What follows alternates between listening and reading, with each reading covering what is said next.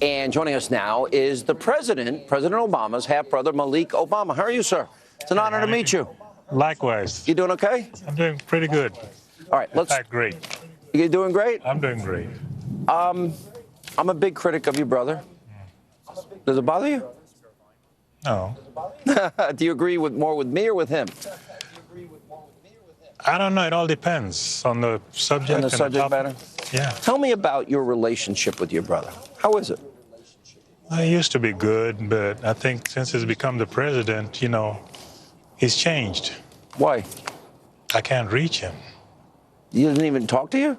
Well, we talk, but it's hard. I can't reach him. You can't ever. Have you been to the White House? I've been there, yes. How many times? Almost every year. Once a year? What, do you get invited to a Christmas party? I have to fight to get in. You have to fight to get in? He doesn't invite his brother? He's my brother, so wait a minute. He once said we got to be our brother's keeper, didn't he? I know. You disappointed in him? I am. You feel he's abandoned your family? I don't know about abandoning the family. It's just that, he, when he became the president, and from what I know of him, I thought that, there were a lot of expectations, and we thought that, charity starts from home. Yeah. And not that we wanted to be, to get everything all at once, but at least. If I'm the president, my brother gets to come whenever he wants. He has a free pass. That's just the way family is. Well, I know John F. Kennedy, he had his brother, right there. Robert Kennedy, right there. Yeah. So I thought that maybe, we could, be a family and just discuss this and that. You're hurt. Just disappointed. Yeah. Yeah, and, I would have thought that it would have been different. Your brother will never talk to me. I'd be nice to him. He's the president. I'd be nice. He actually talked about me a lot when he was running for office and even said he wanted to send some guy to beat me up, tear me up. Well, before he was running for office, he was everybody's friend. You think the office has changed him? Has changed him. I think he's been sucked into that matrix. Yeah. And mesmerized by the power. You think so? I think so. Yeah, because what makes you think that? He was a different guy. What was different about him? He was, humble, and he would listen. There was a soft side of him. But now, he's just too formal and stiff. Even when you're alone? Even when we're alone. There's not too much that we can talk about that is really hard, brother to brother. It's too formal, it's like he's busy, he's got this line of people, all these people, want to see him. So it would have been nice if, let's say, maybe I could go and have dinner with him, and then it's So when you do relaxed. see him, how long are you talking to him for? Maybe 15 minutes. That's it? 20 minutes. That's got to be disappointing. How do you feel? I always give out numbers. I don't think he's done a good job. We have 95 million Americans out of the labor force, the lowest labor participation rate since the 70s, the worst recovery since the 1940s, the lowest home ownership rate in 51 years. Since your brother's been president, 13 million more Americans on food stamps, 8 million more Americans in poverty, and he once said $9 trillion in debt is irresponsible and unpatriotic. We almost have 20 trillion. He's accumulated more debt than 43 presidents before him combined. Am I being a tough critic, or am I saying he didn't really do that good?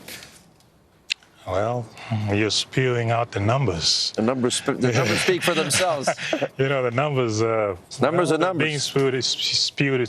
You're spewing them out. So I'm not going to argue with that because the thing is that I myself, I would have liked for him to do better because he was a community organizer when I first met him. So I like to see him sometimes go into the community, and not without the trappings of the power. I don't want to defend you, brother. I think the trappings of power are tough. You're a president, you get isolated, but I think it's all the more reason to bring your family closer to keep you real, keep you grounded. Which is true. I have an idea. Why don't you and I will make a call. You'll take your call and you say, I'm with my buddy Hannity. we want to come see you and keep you real? What do you think? I don't know, because the security and everything going through. Yeah, no, they can. I'm not bringing anything in with me. I'm good. I'm not. I was out there. I'm going to respect the office of the president. I was in there one time. Yeah. And going out, I see a Marine. You know, there's a Marine out there.